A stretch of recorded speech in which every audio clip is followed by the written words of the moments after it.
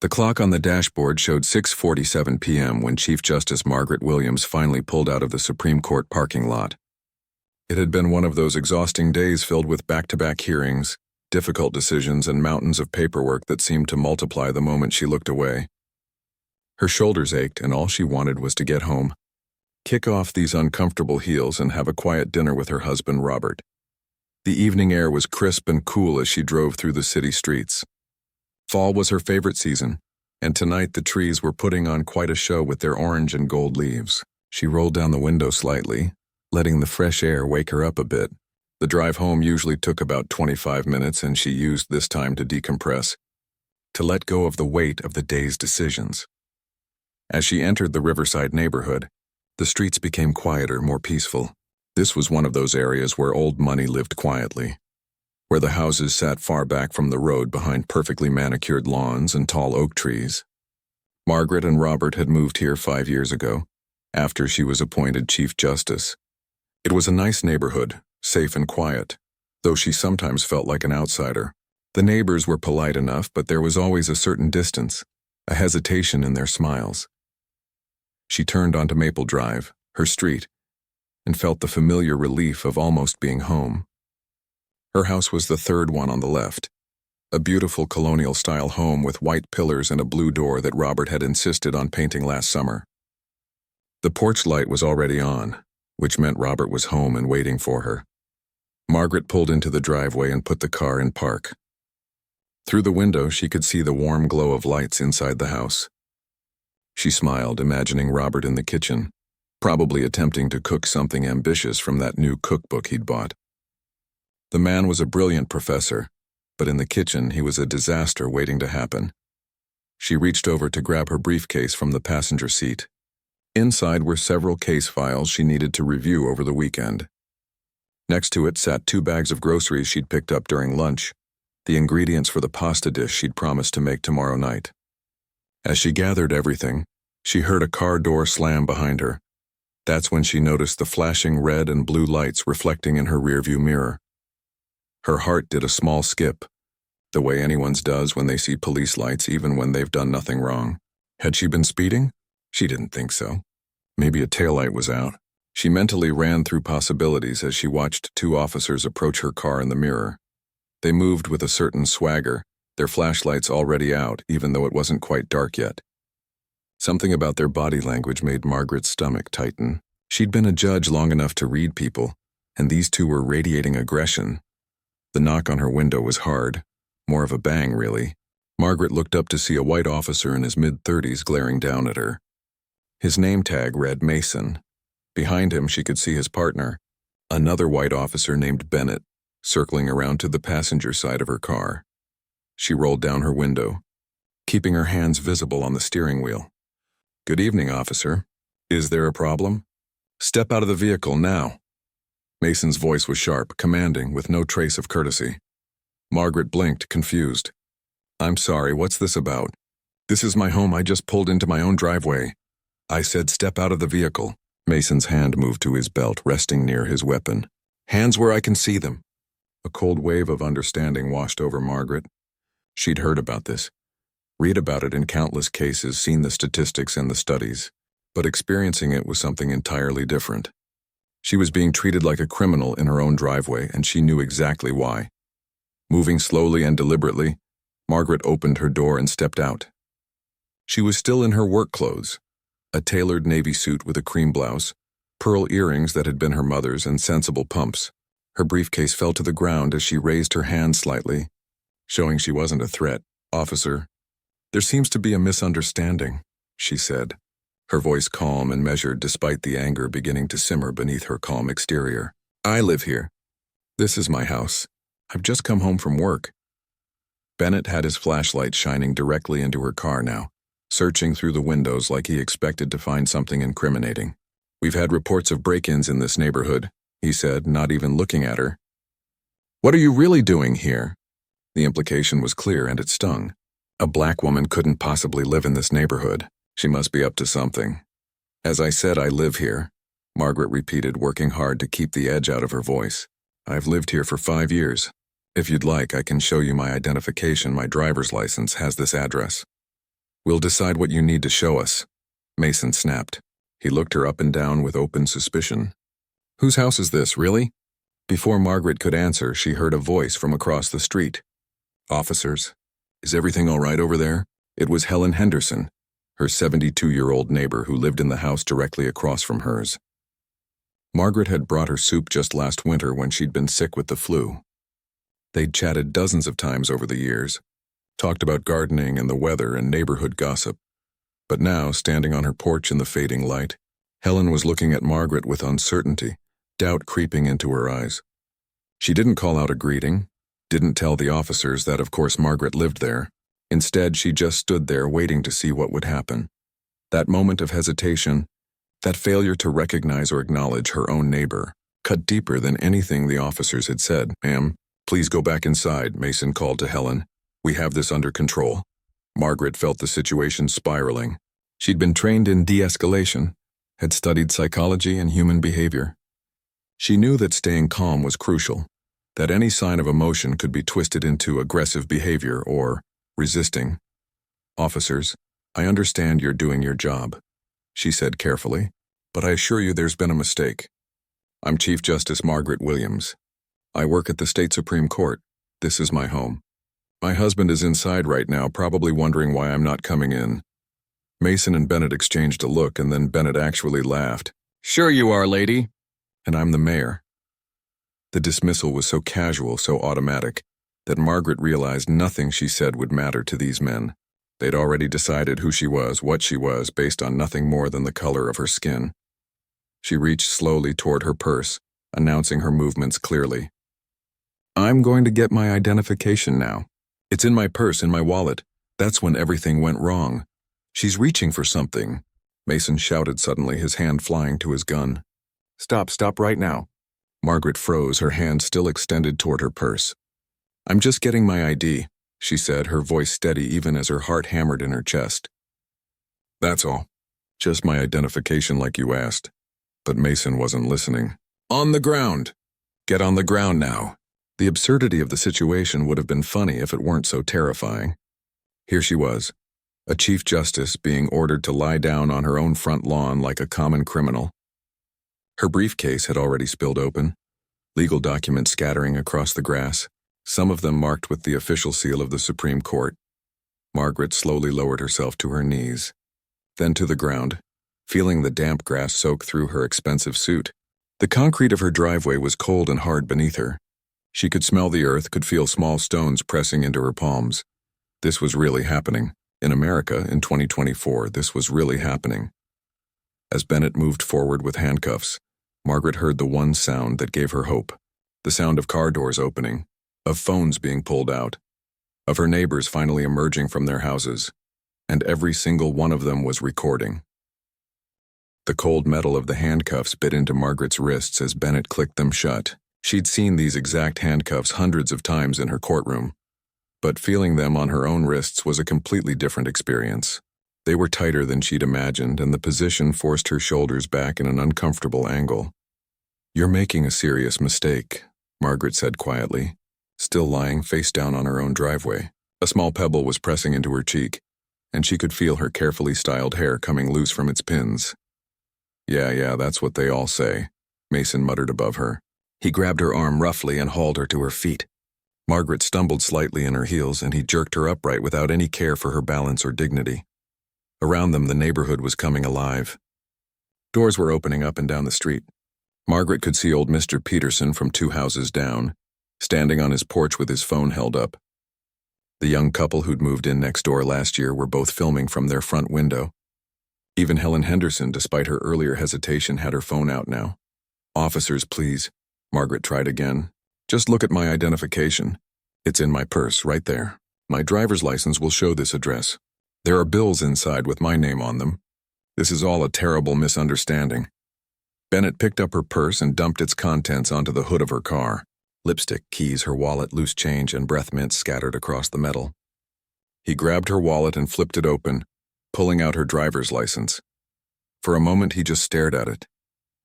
Margaret watched his face, saw the flicker of uncertainty cross his features. The license clearly showed this address. Her photo was right there, along with her name and all her information. Could be fake, he said finally, though his voice had lost some of its earlier confidence. He showed it to Mason, who barely glanced at it. Probably stolen, Mason said with a shrug. You can buy fake IDs anywhere these days. We're taking her in. Margaret felt a surge of disbelief. They were actually going to arrest her, even with her identification right there in their hands, even with her documents scattered across the lawn, some of them clearly marked with official court seals. They'd made up their minds and nothing was going to change them. What exactly are you arresting me for? Margaret asked, keeping her voice level. She needed everything on record, needed every word documented. Trespassing and resisting arrest, Mason said, gripping her elbow and starting to steer her toward the police car. I haven't resisted anything, Margaret pointed out. I've complied with every instruction you've given me. You reached for your purse when I told you to stop, Mason shot back. You told me to show identification. I was getting my identification. Don't talk back to me. Mason's grip on her arm tightened painfully. That's when Robert's car pulled into the driveway behind the police cruiser. Margaret's husband had impeccable timing, as always. He'd probably stopped at the store like he usually did on Fridays. But now he was sitting in his car, staring through the windshield at his wife in handcuffs, surrounded by police officers, in their own driveway. Robert got out of the car slowly. He was a tall man, 70 years old but still strong and imposing. 35 years of teaching history at the university had given him a commanding presence and a voice that could fill a lecture hall. Right now his face was a mask of shock and growing anger. What in God's name is going on here? He demanded, striding toward them. That's my wife. Take those handcuffs off her right now. Sir, step back, Bennett ordered, moving to intercept Robert. This is police business. Police business? That's Margaret Williams. She's the Chief Justice of the State Supreme Court. Robert's voice was rising, and Margaret could see the danger in that. Robert, she said firmly, catching his eye. Honey, it's okay. Stay calm. Don't do anything. She knew what could happen if this situation escalated further. She'd seen too many cases where a family member's justified anger had been used as an excuse for violence. She couldn't risk Robert getting hurt or arrested too. It's not okay. Robert was shaking with fury. You can't just arrest someone in their own driveway. This is insane. Sir, if you don't step back, we'll arrest you too for interfering with police officers, Mason warned. Margaret locked eyes with her husband. Robert, please let them take me to the station. Call Attorney Davis, get him to meet me there. This will all be sorted out. She could see the internal struggle on Robert's face. Every instinct was telling him to protect his wife, to fight this injustice happening right in front of him. But he trusted her judgment, and after 42 years of marriage, he knew when to listen to that calm, steady voice. I'm calling our lawyer right now, Robert said, pulling out his phone with shaking hands. And I'm following you to the station. That's your right, sir, Bennett said almost politely now. The presence of witnesses, the cameras, the scattered evidence of Margaret's identity was making both officers slightly less confident. As they led Margaret toward the police car, she took in the scene around her. At least a dozen neighbors were out now, watching, recording. Her legal documents were still scattered across the lawn, fluttering slightly in the evening breeze. Her groceries were probably getting warm in her car. The porch light Robert had left on for her seemed to mock the situation with its cheerful glow. Mason opened the back door of the police cruiser and placed his hand on top of Margaret's head, pushing her down into the seat the way she'd seen done 1,000 times. The back of a police car smelled like disinfectant and fear. The seats were hard plastic, easy to clean, with no handles on the inside of the doors. A metal grate separated her from the front seat. This was where defendants sat. People accused of crimes. People whose lives were about to be turned upside down by the criminal justice system. Margaret had spent her entire career on the other side of that system, never really understanding what this moment felt like. Bennett slid into the driver's seat while Mason took the passenger side. As they pulled out of the driveway, Margaret turned to look back at her house. Robert was standing in the driveway, his phone pressed to his ear, watching the police car drive away with his wife inside. Their neighbors were still recording, still watching. Helen Henderson had finally come down from her porch and was talking to Robert, her hand on his arm. Too little, too late, Margaret thought bitterly. Dispatch, this is Unit 47, Bennett spoke into his radio. We're bringing in a suspect for trespassing and resisting arrest. ETA 15 minutes, suspect. Margaret had been called many things in her life. Your Honor, Judge Williams, Chief Justice, Mom, Maggie. But never suspect. In the front seat, Mason and Bennett had relaxed now that they were away from the cameras and the crowd. They started talking to each other like Margaret wasn't even there, like she was just cargo being transported. Man, did you see how she was acting all high and mighty? Bennett said, shaking his head. Chief Justice, she said. Can you believe that? Mason laughed. These people move into nice neighborhoods and suddenly they think they're better than everyone else. Probably works as a housekeeper in one of those mansions and got ideas above her station. Cars probably stolen too, Bennett added. Did you run the plates? No, but we can do that at the station. I'm sure something will pop up. Margaret sat in silence, listening to every word. These officers had no idea that their body cameras were recording this entire conversation. They had no idea who she really was, and they didn't care. They'd constructed an entire narrative in their heads based solely on the color of her skin, and nothing was going to shake that narrative loose. You know what bugs me? Mason continued. It's the attitude. Like she had a right to be there. In that neighborhood. That's not her world. I hear you, man. It's like they don't know their place anymore. The casual racism, the easy way these words rolled off their tongues, told Margaret everything she needed to know. This wasn't new for them. This wasn't a one-time mistake or a misunderstanding. This was who they were, how they saw the world, how they'd probably been operating for years. Through the window, Margaret watched her city roll by. Streets she'd driven down 1,000 times looked different from the back of a police car. People on sidewalks glanced at the cruiser, and she wondered what they thought. Did they assume she was guilty of something? Did they even see her as human or just another criminal being transported? The station wasn't far from her house, maybe 4 miles. But the drive felt endless. Margaret used the time to think, to plan. She wasn't just a victim in this situation. She was one of the most powerful judges in the state. She had resources, connections, and most importantly, she had knowledge of exactly how the system worked. These officers had made the mistake of their lives tonight. They just didn't know it yet. As they pulled into the police station parking lot, Margaret sat up straighter. The fear and humiliation she'd felt were being transformed into something else. Determination. Purpose. This wasn't just about her anymore. This was about every person who'd been treated this way and didn't have her position or platform to fight back. All right, let's go, Mason said, opening her door. Try not to cause any trouble inside. Margaret stepped out of the car with as much dignity as she could manage in handcuffs and a grass-stained suit. The fluorescent lights inside the police station were harsh and unforgiving. Margaret had been in police stations before, of course, but always as a judge, always with respect and deference. Now she was being led through like any other arrestee, her hands still cuffed behind her back, her expensive suit wrinkled and stained with grass and dirt. The booking area was busy for a Friday evening. A drunk man was singing loudly in one corner. A young woman was crying while talking on the phone. 2 teenagers sat handcuffed to a bench, looking scared and defiant at the same time. And now, Margaret was part of this scene, another body being processed through the system. Behind the booking desk sat Sergeant Linda Torres, a sturdy woman in her late 40s with sharp eyes and 20 years of experience written in every line of her face. She'd seen everything in this job, or so she thought. But when Mason and Bennett walked in with their arrestee, something made her look twice. The woman they'd brought in didn't fit the usual profile. Despite the disheveled appearance, despite the handcuffs, she carried herself differently. Her posture was straight, her gaze was steady, and there was a quality about her that made Torres's instincts start tingling. "What have we got?" Torres asked, pulling out the booking forms. "Trespassing and resisting arrest," Mason said, sounding proud of himself. He pushed some papers across the desk. "Caught her in the Riverside neighborhood, claimed she lived in one of the houses there. Had fake ID and everything." Torres raised an eyebrow. "Fake ID?" "Well, we think it's fake," Bennett jumped in. "Or stolen. She was acting real suspicious, and when we tried to question her, she got aggressive." Margaret almost smiled at that lie. Aggressive.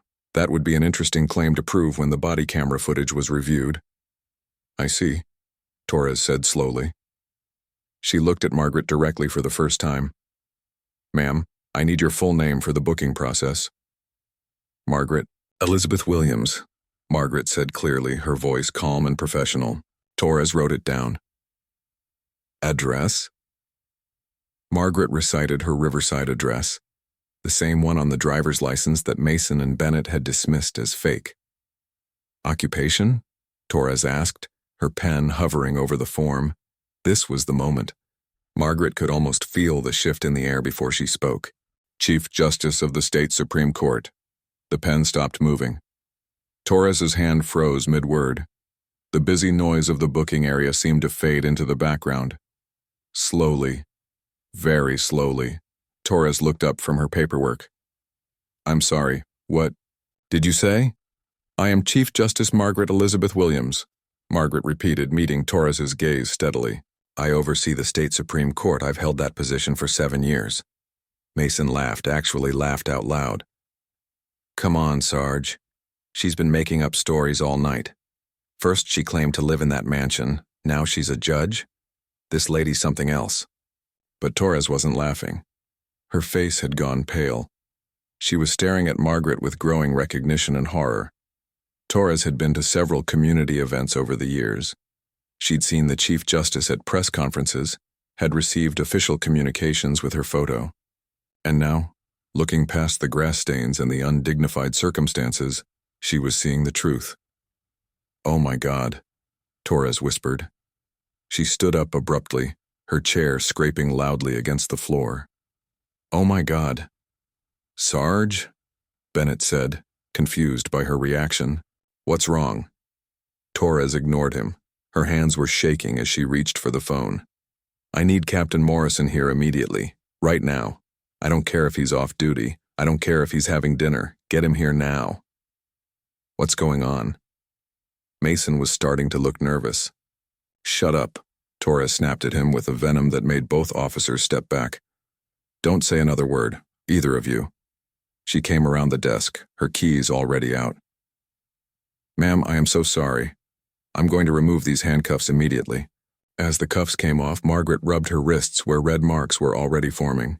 She'd have bruises tomorrow, physical evidence of this nightmare. Thank you, Sergeant, Margaret said quietly.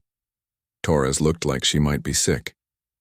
Ma'am, I don't know what to say. This should never have happened. This is a regular Friday evening for many people, Margaret said. The only difference is who I am. The activity in the booking area had stopped. Everyone was watching now. The drunk man had stopped singing. Even the teenagers had fallen silent. They all sensed that something significant was happening, even if they didn't understand what. Mason's face was slowly changing color as reality began to sink in.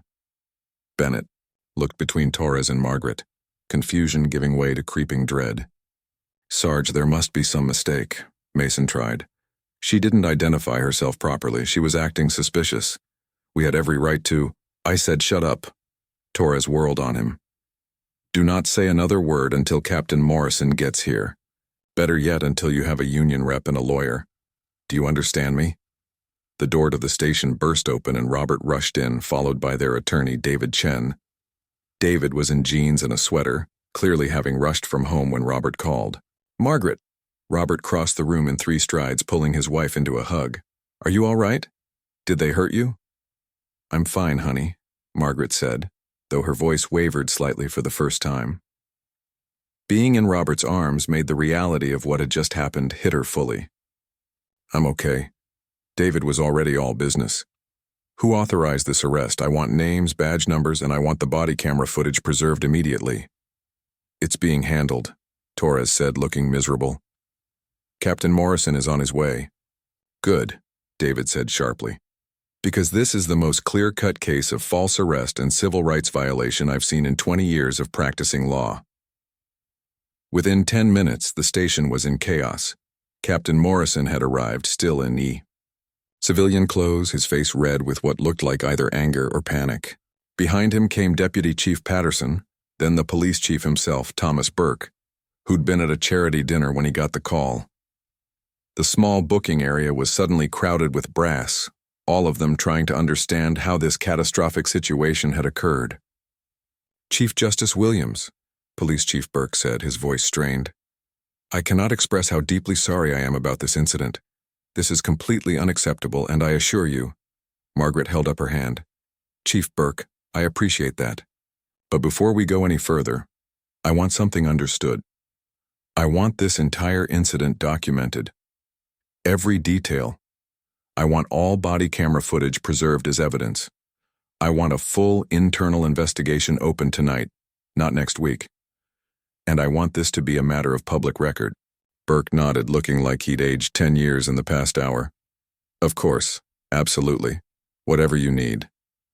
What I need, Margaret said, her voice taking on the authority she used in the courtroom, is for this to mean something. What happened to me tonight happens to people every single day. The only difference is that I have the position and platform to do something about it. So that's what I'm going to do. She looked at Mason and Bennett, who were standing against the wall now, both looking like they wanted to disappear. Those 2 officers profiled me based on nothing but the color of my skin. They dismissed my explanations, my identification, and my rights. They made racist comments about me in their patrol car, assuming I couldn't possibly belong in a nice neighborhood. All of this is on their body cameras. All of this is documented. We were just doing our job, Mason said weakly. Your job? Margaret's voice was ice. Your job is to protect and serve. Your job is to treat every citizen with respect and dignity. Your job is not to decide who belongs in which neighborhood based on the color of their skin. There were reports of break-ins, Bennett tried. Were there? David Chen pulled out his phone. Because I've already pulled the dispatch logs for this evening. There were no reports of break-ins in Riverside today. None yesterday, none this week. You invented a reason to stop my client. The silence that followed was deafening. Police Chief Burke cleared his throat. Officers Mason and Bennett, you're both suspended effective immediately, pending a full investigation. Surrender your badges and weapons. Chief, come on, Mason started to protest. Now. Burke's voice cracked through the room like a whip. Margaret watched as both officers reluctantly handed over their badges and guns. They looked smaller somehow, diminished.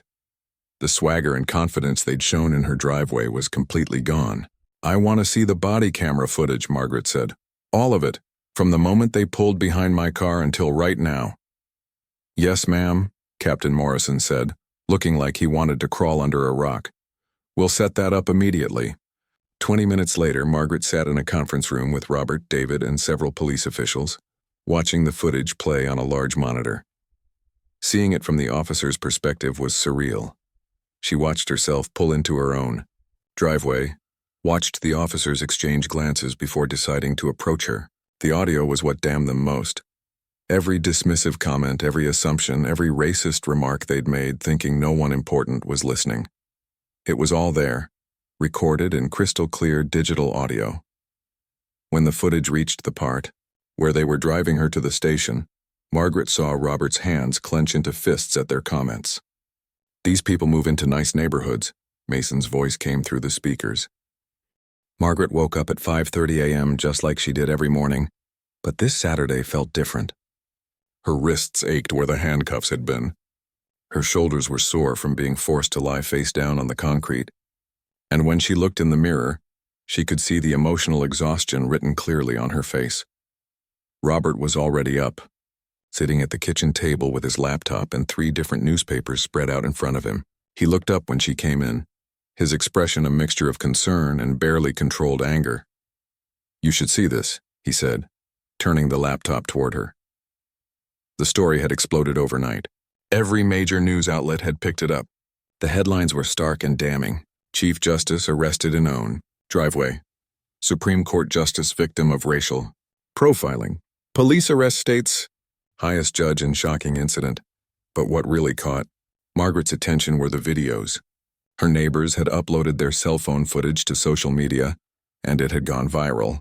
By morning, the video of her being handcuffed in her own driveway had been viewed over 2 million times. The comments section was a war zone of opinions, arguments, and unfortunately, more racism. Her phone hadn't stopped ringing since 6 a.m. Messages from fellow judges, lawyers she'd worked with for decades, civil rights organizations, reporters wanting statements, and friends calling to check if she was okay. She'd turned off the sound after the 20th call. The police union released a statement. Robert said, pointing to another article. They're calling it an unfortunate misunderstanding. They say Mason and Bennett were following proper procedures. Margaret's jaw tightened. Following proper procedures. Is that what they call fabricating a reason for a stop? Making racist comments? Refusing to look at valid identification? She sat down with her coffee, scrolling through the coverage. Some of it was supportive, expressing outrage at what had happened to her. But there was also a disturbing amount of commentary trying to justify the officer's actions, suggesting she must have done something to provoke them, or that she was playing the race card. Playing the race card, Margaret muttered, as if being arrested in my own driveway for the crime of existing while black is somehow my fault. David Chen had sent her an email at 4 a.m. He was already building their case, already gathering evidence. The body camera footage had been officially preserved as evidence. He'd filed formal complaints with the State Police Oversight Board, and he'd started reaching out to civil rights organizations who wanted to support her case. By 8 a.m., Margaret's front lawn had become a media circus. News vans lined the street. Reporters were standing on the sidewalk, cameras pointed at her house. Some of her neighbors had come out to gawk, though Margaret noticed that Helen Henderson's curtains remained tightly closed. Margaret's phone rang again. This time it was someone she couldn't ignore. Governor Patricia Reynolds. Margaret, I just heard. I'm absolutely appalled. The governor's voice was tight with anger. I want you to know you have my full support. Whatever you need.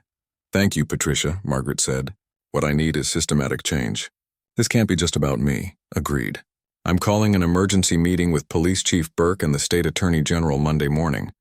We need to discuss police reform seriously. After she hung up, Margaret stood at her window looking at the media gathered outside. Robert came up behind her, putting his hands on her shoulders. You don't have to face them if you're not ready, he said gently. I'm ready, Margaret replied. Because if I don't, this becomes just another story that fades away in a week. I have a platform that most victims of police misconduct don't have. I need to use it. At 10 a.m., Margaret walked out her front door. She'd changed into a simple but elegant dress, covered her bruised wrists with long sleeves, and held her head high. Robert stood beside her, a silent pillar of support. The reporters surged forward, shouting questions all at once. Chief Justice Williams, how do you feel about your arrest? Will you be pressing charges? Do you think this was racially motivated? What message does this send about police reform? Margaret raised her hand and the crowd gradually quieted. She'd commanded courtrooms for over 2 decades. She knew how to make people listen. Last night, I was arrested in my own driveway by 2 police officers who decided, based solely on the color of my skin, that I didn't belong in my own neighborhood, she began, her voice steady and clear. They ignored my explanations. They dismissed my identification as fake. They handcuffed me on my own front lawn and made racist comments about me, assuming no one would ever hear them. She paused, making eye contact with the cameras. But here's what's important to understand. I am not special. What happened to me happens to black and brown people every single day in this country. The only difference is that I have the position and resources to fight back. Most people don't. Are you calling for the officers to be fired? A reporter shouted. I'm calling for accountability, Margaret said firmly. I'm calling for a thorough investigation not just of these 2 officers, but of the entire system that allowed them to operate this way. I want to know how many complaints were filed against them and ignored. I want to know how many other people they've treated this way, and I want to ensure this never happens again. Will you sue the department? That's between me and my attorney. But any settlement I receive will go directly to organizations fighting police brutality and supporting victims of wrongful arrest. This isn't about money. It's about change. Another reporter called out, Some people are saying you must have done something to make the officers suspicious. How do you respond to that? Margaret's expression hardened. I respond by saying that the burden should not be on citizens to prove they're not criminals. The fact that I'm a Chief Justice shouldn't matter. I could have been a teacher, a nurse, a store clerk, or unemployed. Every person deserves to be treated with basic human dignity and respect. The questions continued for another 20 minutes. Margaret answered each one with the same measured calm she brought to the courtroom. She refused to let anger make her seem irrational or emotional, even though she felt both things burning inside her chest. When she finally went back inside, she felt drained. But she also felt something else. Purpose. This horrible experience was going to mean something. She would make sure of it. That afternoon, the calls from civil rights organizations really started pouring in. The NAACP wanted to organize a press conference. The ACLU was offering legal support. Community activists were planning peaceful protests. Everyone wanted to be part of the response to this injustice. Margaret's email inbox was overflowing with messages of support, but also with something else. Stories. Hundreds of stories from people who'd experienced similar treatment from police. Black professionals arrested while going to work. Latino families harassed in their own neighborhoods. Asian Americans stopped and searched for no reason. Indigenous people treated like criminals on their own land. Each story broke Margaret's heart a little more. Each one reinforced what she already knew. Her experience wasn't unique. It was just another example of a pattern that had been going on for generations. That evening, David Chen came over with preliminary information he'd dug up on Officers Mason and Bennett. What he'd found was disturbing but not surprising. Mason has been on the force for 8 years, David said, spreading papers across Margaret's dining room table. In that time, he's had 12 complaints filed against him. 12. Most of them alleging excessive force or racial bias. And let me guess, Margaret said. None of them were seriously investigated. Exactly. They were all dismissed or settled quietly. The city has paid out over $300,000 in settlements related to Mason's conduct. What about Bennett? He's younger, only 6 years on the force, but he's following the same pattern. 5 complaints, 3 lawsuits, all settled out of court with confidentiality agreements. Margaret felt sick. So the city knew. The department knew. They knew these officers were problems, and they just kept paying money to make the complaints go away. It's cheaper than actually addressing the problem, David said bitterly. Or at least they thought it was. Until they arrested a Supreme Court justice. Robert, who'd been listening quietly, spoke up. What happens to all those other victims? The ones who settled with confidentiality agreements? They were silenced. Not anymore, Margaret said, a plan forming in her mind. David, can we find those people? Reach out to them? Let them know they don't have to stay silent anymore? David smiled. I was hoping you'd say that. I've already started making some calls. As the sun set on that long Saturday, Margaret stood at her window again, looking out at the street where she'd been arrested less than 24 hours ago. The media vans were gone now, but she knew they'd be back. This story wasn't going away. She thought about all those people who'd emailed her, who'd shared their stories, who'd been treated the same way but had no recourse. She thought about the system that had failed them, that had protected bad officers at the expense of innocent citizens. And she thought about the power she had now to actually do something about it. Robert, she said, turning to her husband, this is going to get harder before it gets better. The police union will fight back. Some people will accuse me of attacking all police. By Monday morning, the story had taken on a life of its own. Every news channel was running segments about it. Legal experts were being interviewed about the implications. Social media was ablaze with hashtags like Justice for Justice Williams and End Police Profiling. The pressure on the police department had become enormous. Police Chief Burke sat in his office that morning looking like he hadn't slept in days. He probably hadn't. The internal investigation had officially begun, and what they were uncovering was making everyone involved wish they'd paid attention sooner. The investigative team assigned to the case started pulling records on Officers Mason and Bennett. And what they found was damning. It wasn't just the complaints and lawsuits David had uncovered. It was the pattern. It was the evidence that had been sitting in files for years, ignored by supervisors who didn't want to deal with the paperwork or the hassle of disciplining officers. Mason's file revealed incident after incident. A traffic stop in 2019 where he'd pulled over a black doctor and searched his car without probable cause, finding nothing. A domestic disturbance call in 2020 where he'd used excessive force on a Latino teenager who was trying to protect his mother. A 2022 incident where he'd stopped and frisked 3 young black men walking home from a basketball game, again finding nothing. Each time there had been complaints. Each time the complaints had been reviewed and dismissed. Insufficient evidence. He said, she said. Officer's word is credible. The same phrases appeared over and over in the review notes. Bennett's record was similar but shorter, mainly because he'd been on the force for less time, but the trajectory was clear. He was following in Mason's footsteps and no one had stopped him. What made it worse was discovering the supervisor's roles. Sergeant Frank Cooper, who'd been Mason's direct supervisor for 4 years, had a note in one file that said, "Mason can be aggressive, but he gets results. Keep an eye on him, but no action needed at this time." That was from 3 years ago. No action had ever been taken. The investigation widened. The team started reaching out to people who'd filed complaints against both officers. And this is where things got interesting. Antonio Ramirez was one of the first to agree to come forward publicly. He was a high school teacher who'd been stopped by Mason 2 years earlier while driving home from work. Mason had claimed his car matched the description of a vehicle involved in a robbery, which turned out to be completely false. Antonio had been pulled from his car, handcuffed, and held on the sidewalk for 45 minutes while Mason searched his vehicle. "I filed a complaint," Antonio told the investigators, his voice shaking with old anger. "I did everything right. I wrote down exactly what happened. I even had dash cam footage from my own car. And you know what happened? Nothing, absolutely nothing. They told me the officer had reasonable suspicion and was following procedure. Would you be willing to share your story publicly?" the investigator asked. "Yes," Antonio said without hesitation. "If speaking up can help Chief Justice Williams and prevent this from happening to someone else, then yes. I'll tell everyone what happened." Then there was Jennifer Brooks, a black real estate agent who'd been showing a house in a nice neighborhood when Bennett had been called by a neighbor who reported a suspicious person. Jennifer had been in professional attire, had keys to the house, had business cards, and was literally doing her job.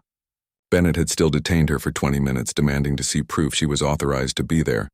"I was so humiliated," Jennifer said, tears in her eyes as she recounted the story. "The clients I was showing the house to were white, and they had to explain to the officer that I worked for them. Even then, he acted like I was probably lying. I lost that sale. The clients were so uncomfortable they went with another agent. She'd filed a complaint too. It had been dismissed as a misunderstanding. The stories kept coming. A black college student stopped while jogging through his own neighborhood. An Asian American businessman questioned while sitting in his own car outside his office. A Latino construction worker harassed while working on a renovation project in an upscale area. All of them had filed complaints. All of them had been ignored. All of them had suffered in silence, believing that nothing would ever change, that no one cared about what happened to them. But now, with Chief Justice Williams' case in the spotlight, they were finding their voices again. David Chen was coordinating with many of these victims, helping them understand their rights, explaining that the confidentiality agreements some had signed might not be as binding as they thought, especially in cases of civil rights violations. By Wednesday, 12 former victims of Mason and Bennett had agreed to come forward publicly, 12 people willing to tell their stories, to show that Margaret's arrest wasn't an isolated incident, but part of a pattern of misconduct that had been allowed to continue for years. The media coverage shifted. It wasn't just about Chief Justice Williams anymore. It was about systematic police misconduct. It was about a department that had failed to police its own officers. It was about victims who'd been silenced and ignored. The police union tried to fight back. Their president, Officer Gary Mitchell, held a press conference defending Mason and Bennett. "These are good officers who made a difficult judgment call in a stressful situation," Mitchell said. "It's easy to criticize with hindsight, but in the moment, they were trying to protect a neighborhood from potential criminal activity." A reporter immediately challenged him. "Are you saying Chief Justice Williams looked like a criminal?" Mitchell stumbled over his words. "No, that's not what I'm saying. I'm saying that officers have to make split-second decisions, and sometimes those decisions are questioned later." "What about the racist comments they made in the car?" another reporter pressed. "Were those split-second decisions too?" "I haven't heard the full context of those remarks," Mitchell said, though the full audio had been released to the public. "I'm sure there's an explanation. The press conference was a disaster for the union. Public opinion, which had been mixed at first, was turning decisively against the officers and the union that was defending them. Meanwhile, the state attorney general, Thomas Crawford, had opened his own investigation into the police department's handling of civilian complaints. This was bigger than just 2 officers now. This was about institutional failure. Crawford's team discovered something that made headlines all over again. The police department had a policy of settling lawsuits quietly to avoid publicity. Over the past 5 years, they'd paid out over $2.3 million in settlements related to officer misconduct. And none of that information had been made public. Taxpayer money had been used to cover up police abuse, and the citizens of the city had no idea. When this information broke, the outrage reached a new level. City council members who'd approved those settlements without asking questions were suddenly scrambling to explain themselves. The mayor, who'd promised transparency in law enforcement when she was elected, looked like she'd been asleep at the wheel. At a city council meeting that Thursday, citizens lined up to speak during the public comment period. The line stretched out the door. People waited for hours just to have their 3 minutes at the microphone.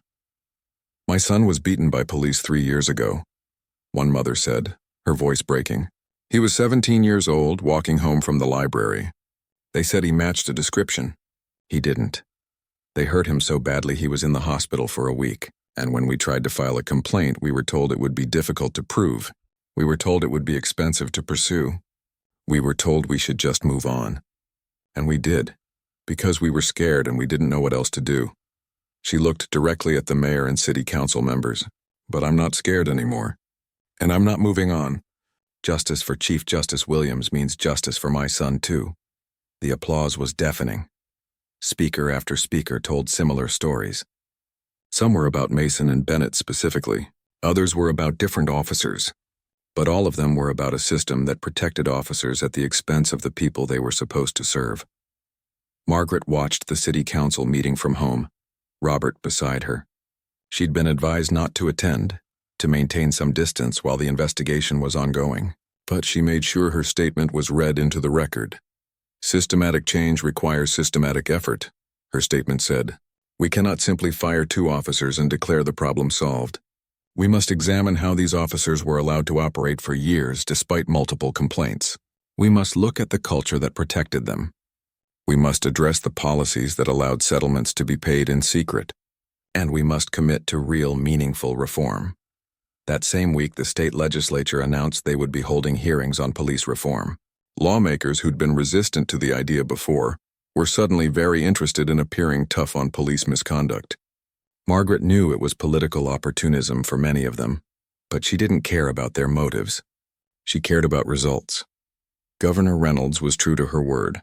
She'd assembled a team to draft comprehensive police reform legislation, body cameras that couldn't be turned off, independent oversight boards with real power, public databases of officer complaints, limits on qualified immunity, better training on implicit bias and de-escalation. The district attorney's office was buzzing with activity on Monday morning, 2 weeks after Margaret's arrest. District Attorney Rachel Morrison sat in her office reviewing the case file that had been referred by the police department. She'd prosecuted hundreds of cases in her career, but this one was different. This one had the whole state watching. The evidence was overwhelming. The body camera footage alone was damning enough, but combined with the pattern of behavior, the falsified reports, and the testimony of multiple victims, this was as solid a case as she'd ever seen. Rachel called her senior prosecutors into her office. "I'm filing charges against both Mason and Bennett," she announced. "False arrest, filing false police reports, deprivation of rights under color of law, and conspiracy. We're going to make this case airtight." One of her prosecutors, a young woman named Lisa Park, raised her hand. "Are you sure about the federal charges? Those are hard to prove." "The racist comments they made are on tape," Rachel said flatly. "They arrested Chief Justice Williams because of her race. That's a textbook civil rights violation. The federal charges are appropriate, and I'm confident we can prove them." The charges were filed that afternoon. Within an hour, Mason and Bennett were arrested at their homes. The irony of 2 former police officers being handcuffed and processed through the same system they'd worked in for years wasn't lost on anyone. The news coverage was extensive. Video of both men being led into the courthouse in handcuffs, looking scared and small, went viral. Social media exploded with reactions ranging from satisfaction to calls for even harsher punishment. Mason and Bennett's lawyers immediately began their media campaign. They held a press conference outside the courthouse, painting their clients as scapegoats.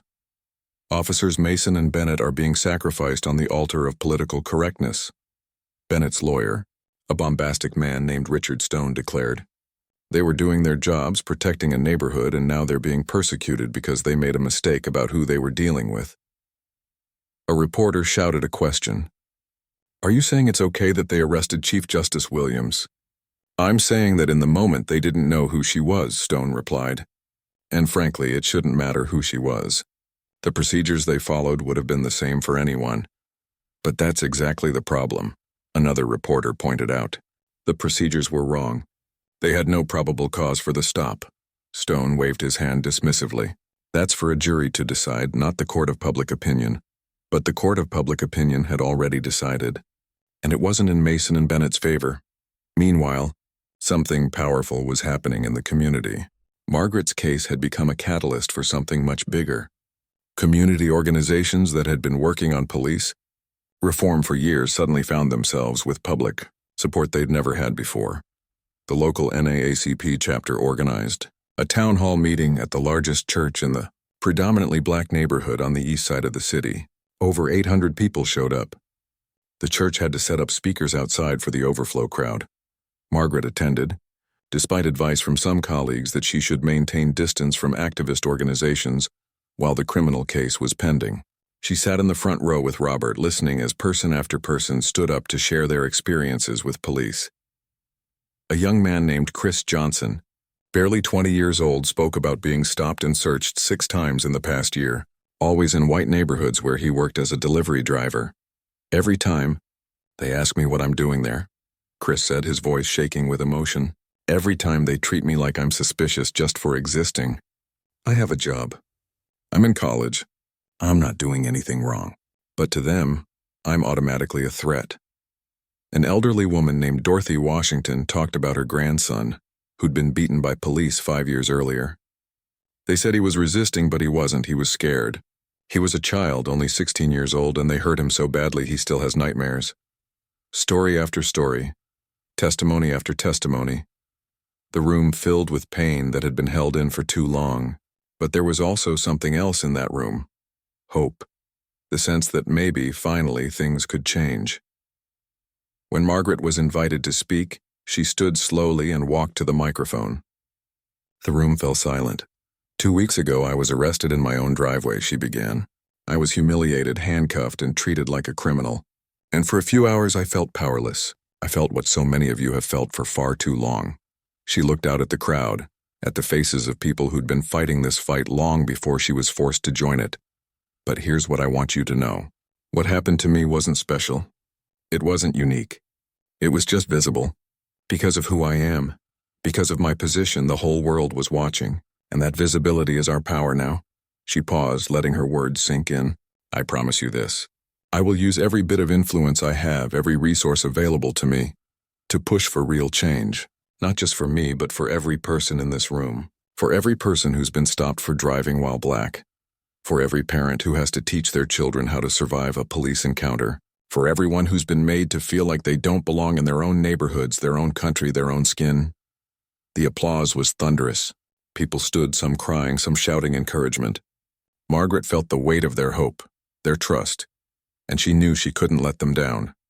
After the town hall, several community leaders approached Margaret about forming a coalition. We've been working on these issues for years, said Reverend James Mitchell, a longtime civil rights activist. But we've never had someone with your platform willing to stand with us so publicly. I should have been standing with you all along, Margaret said honestly. It took this happening to me to truly understand. I'm sorry for that. Don't apologize, said Carmen Rodriguez, who ran a legal aid clinic. Just help us move forward. We have momentum now. We can't let it die. They formed the Coalition for Police Accountability and Reform that night, with representatives from civil rights organizations, legal advocates, community activists, and faith leaders. Margaret agreed to serve as a senior advisor, using her legal expertise and public platform to advance their cause. The coalition immediately got to work. They drafted a comprehensive reform proposal that went beyond what the state legislature was considering.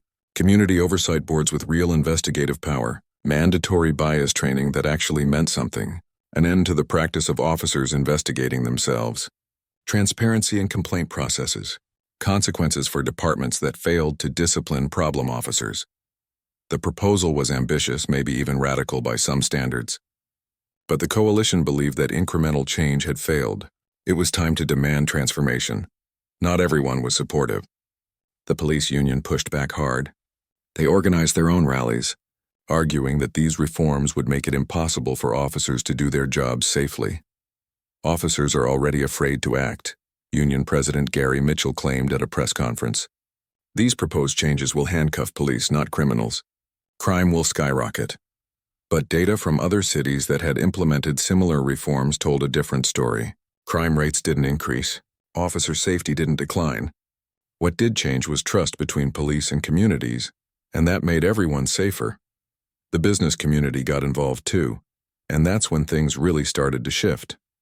Major employers in the city, including 3 Fortune 500 companies, released a joint statement supporting police reform.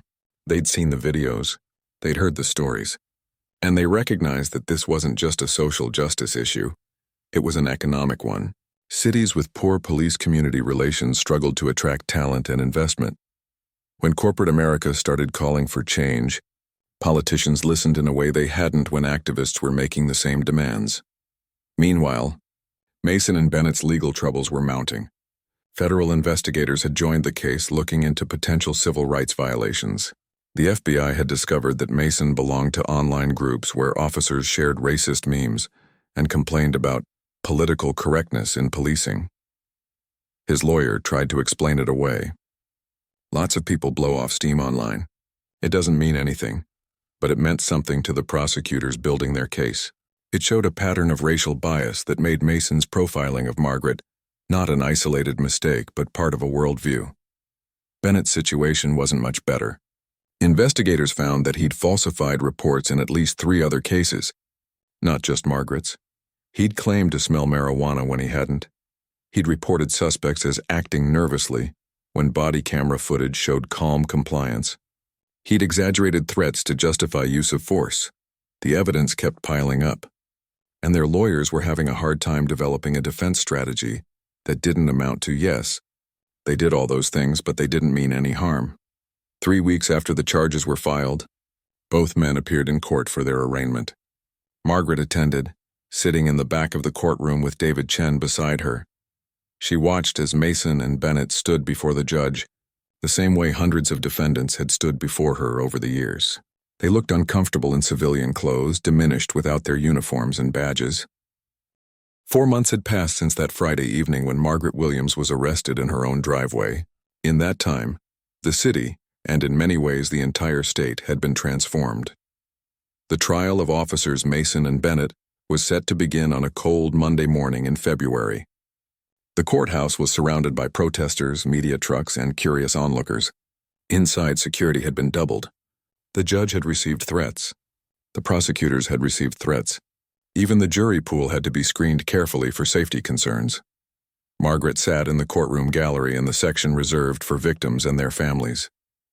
She'd been called as a witness, so she couldn't watch the entire trial, but she wanted to be there for opening statements. District Attorney Rachel Morrison stood to address the jury. She was a small woman, barely 5 feet tall, but her presence filled the courtroom. "Ladies and gentlemen of the jury, this case is about abuse of power," she began. "It's about 2 police officers who believed they were above the law, who believed they could treat citizens differently based on the color of their skin, and who believed no one would hold them accountable." She walked them through the evidence methodically. The body camera footage showing the baseless stop, the racist comments captured on audio, the falsified report claiming there had been break-in reports when there hadn't been, the pattern of previous complaints that had been ignored. Chief Justice Margaret Williams wasn't arrested because she committed a crime, Morrison said, her voice rising. She was arrested because she was black in a neighborhood where these officers decided black people didn't belong. That's not policing. That's racism with a badge. Bennett's lawyer, Richard Stone, tried a different approach in his opening statement. "This case is about 2 officers who made a mistake. A regrettable mistake, yes, but not a crime." Officers Mason and Bennett responded to what they believed was a suspicious situation. They didn't have the benefit of hindsight. They didn't have time to examine every detail. They had to make split-second decisions to protect public safety. It was a weak argument, and everyone in the courtroom knew it. The video evidence showed there had been plenty of time for the officers to look at Margaret's identification, to verify her story, to recognize their mistake. They'd chosen not to. The prosecution's case was devastating. They called witness after witness, victim after victim, who'd experienced similar treatment from Mason and Bennett. Antonio Ramirez, the teacher who'd been detained for 45 minutes. Jennifer Brooks, the real estate agent who'd been questioned while doing her job. Chris Johnson, the delivery driver who'd been stopped 6 times. Each testimony built a picture of 2 officers who routinely targeted people of color, who assumed guilt based on skin tone, who used their authority to harass rather than protect. When Margaret took the stand, the courtroom was packed. Every seat was filled and people lined the walls. This was the moment everyone had been waiting for. Rachel Morrison walked her through the events of that evening gently but thoroughly. Margaret described pulling into her own driveway, the aggressive approach of the officers, the dismissal of her explanations, the humiliation of being handcuffed on her own lawn. "How did you feel when Officer Mason told you to get on the ground?" Morrison asked. Margaret took a breath. "I felt afraid. I felt humiliated.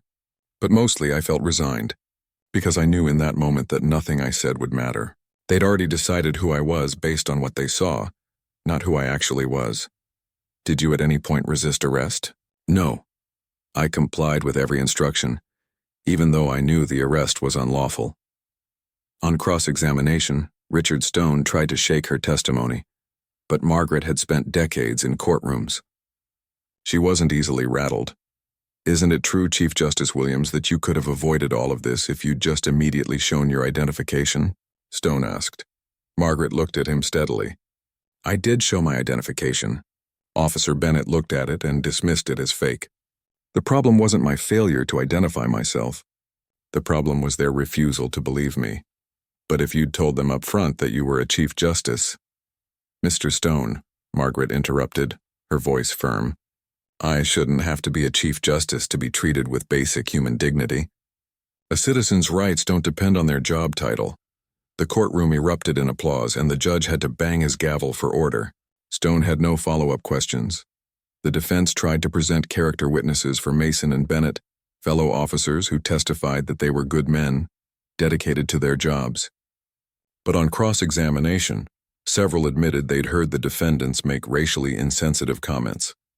They'd seen them target minority neighborhoods more heavily. They'd witnessed behaviors that should have raised red flags.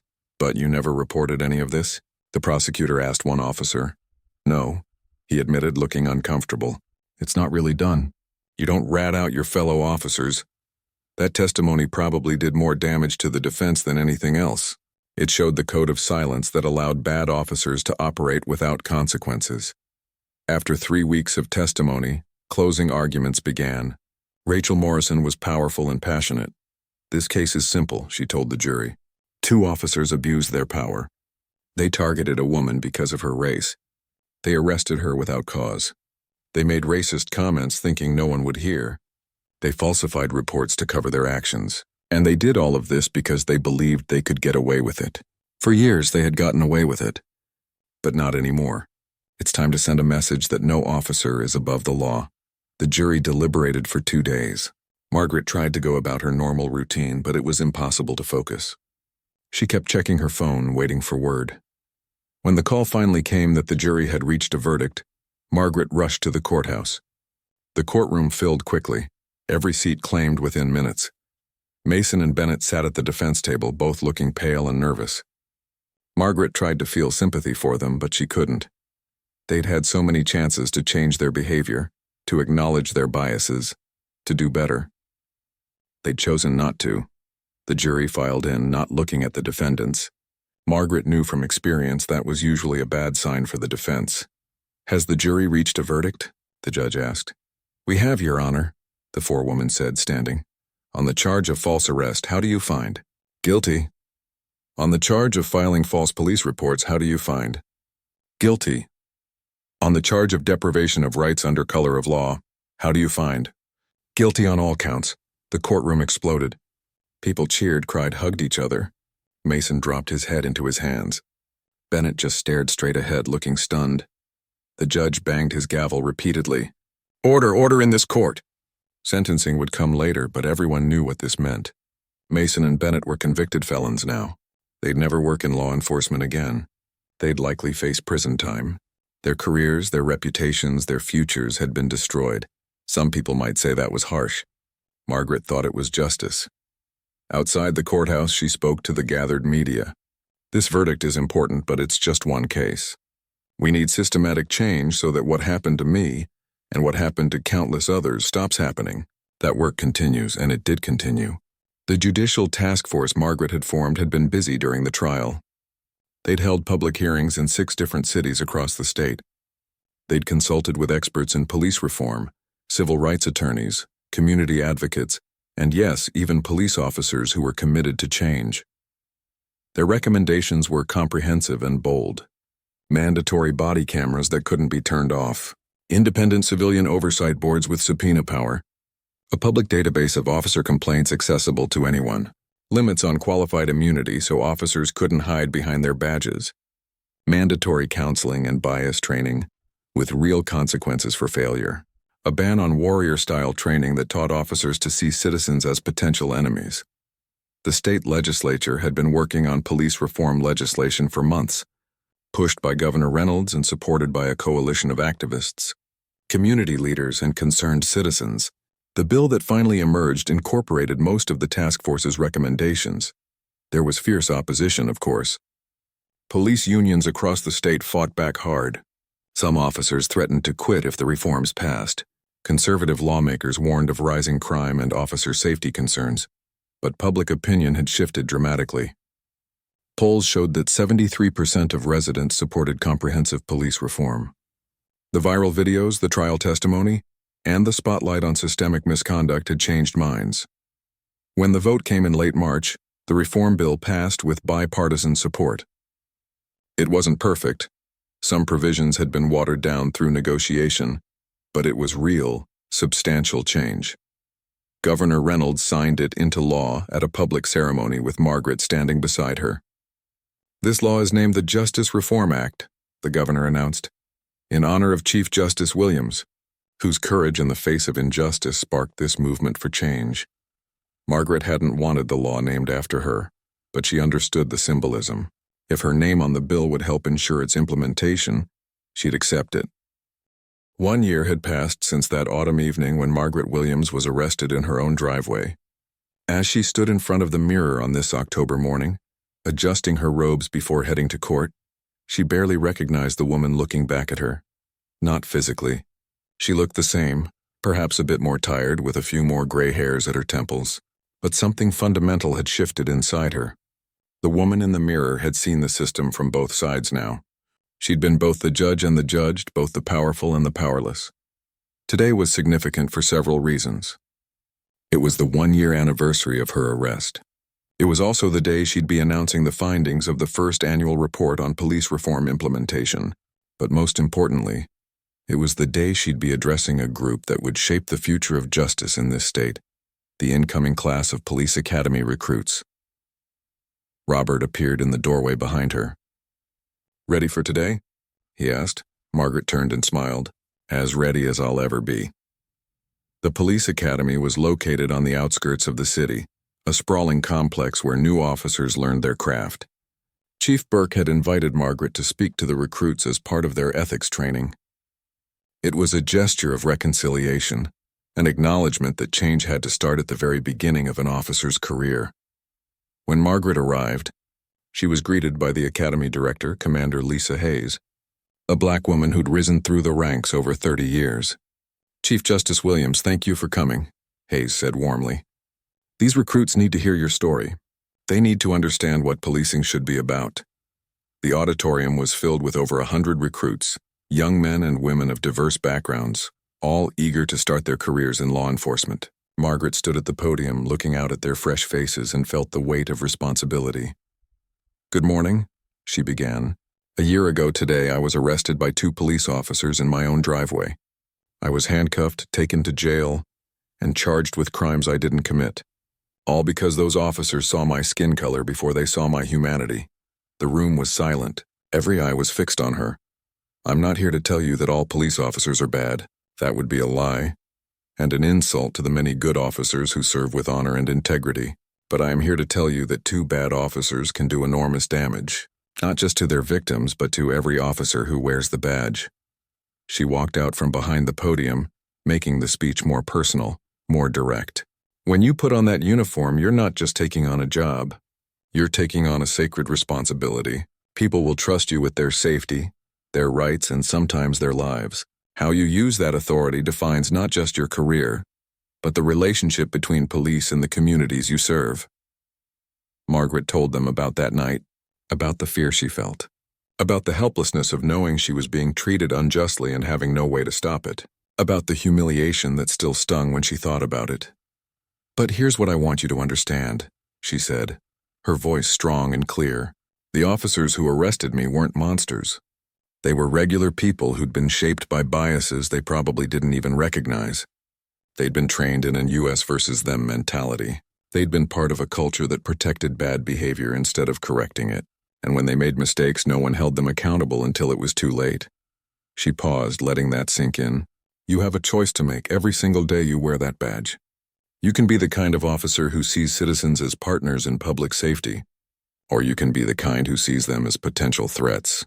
You can be the officer who intervenes when a colleague is wrong, or you can be the one who looks away. You can be part of the solution or part of the problem." A young recruit, barely 21 years old, raised his hand. "Chief Justice Williams, what do we do if we see another officer doing something wrong? Won't we be labeled as snitches?" Margaret smiled sadly. "That's exactly the culture we're trying to change. You're not a snitch for reporting misconduct. You're a good officer. The officers who protect bad cops are the ones betraying the badge. Remember that." After her speech, several recruits came up to shake her hand and ask questions. One young woman, tears in her eyes, said, "My brother was stopped and roughed up by police 3 years ago. He didn't do anything wrong. That's why I joined. I want to be different. I want to be the kind of officer my community can trust." "Then be that officer," Margaret said, squeezing her hand. "The badge is what you make of it." That afternoon, Margaret held a press conference to release the annual report on police reform implementation. The findings were mixed but overall positive. Body camera usage was up to 97% compliance statewide. The complaint database had received over 5,000 entries, leading to the identification of multiple problem officers who were now under investigation. Community oversight boards had been established in 12 major cities, with more in development. Officer training now included extensive bias recognition and de-escalation techniques. But there were challenges too. Some departments were struggling with funding for the new requirements. Some oversight boards faced political interference, and changing police culture, that deep-rooted mentality that protected bad officers, was proving harder than changing policies.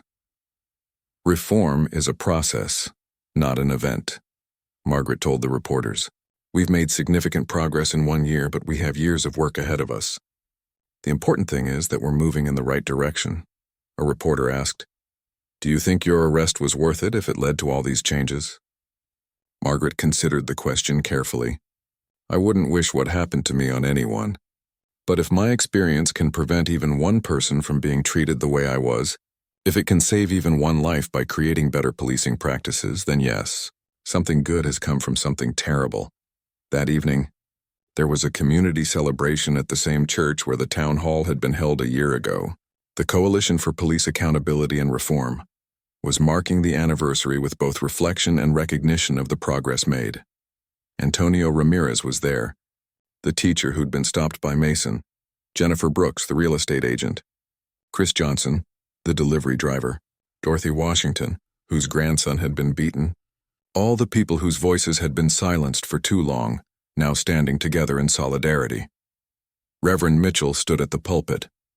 "1 year ago we were angry. We were hurting. We felt like no one cared about the injustices we faced every day. But then something happened. A powerful voice joined our chorus. Chief Justice Williams could have quietly settled her case and moved on. Instead, she stood with us. She fought with us. And together, we've achieved what seemed impossible." He invited Margaret to the front. This woman didn't have to become an activist. She didn't have to risk her reputation or her career. But she did because she understood that justice isn't just about laws and courts. It's about people. It's about community. It's about all of us standing together and saying this is not acceptable anymore. Margaret stepped forward, moved by the reception. "I need to tell you all something," she said. "You didn't need me. You were already doing this work, fighting this fight, long before I was arrested. All that happened was that my position gave your voices an amplification they should have had all along." She looked around the room at faces that had become familiar over the past year. "This past year has changed me. I thought I understood the justice system because I'd spent my career within it. But understanding it from a position of power is very different from experiencing it as a victim. You all taught me that. You shared your stories, your pain, your persistence, and you made me a better judge because of it." The room erupted in applause, but Margaret raised her hand. "Don't applaud yet, because the work isn't done. Mason and Bennett are in prison, yes. Laws have changed, yes. But changing laws is the easy part. Changing hearts, changing minds, changing centuries of systemic racism. That's the hard work, and that's what we have to commit to, not just for 1 year, but for as long as it takes." Later that night, back home, Margaret sat on her front porch with Robert. It was almost exactly the same time as when she'd been arrested a year ago. The evening air was crisp and cool, the trees showing off their fall colors. "Do you ever drive up to the house without thinking about it?" Robert asked quietly. Margaret shook her head. "Every single time I pull into this driveway, I remember. I don't think that will ever go away."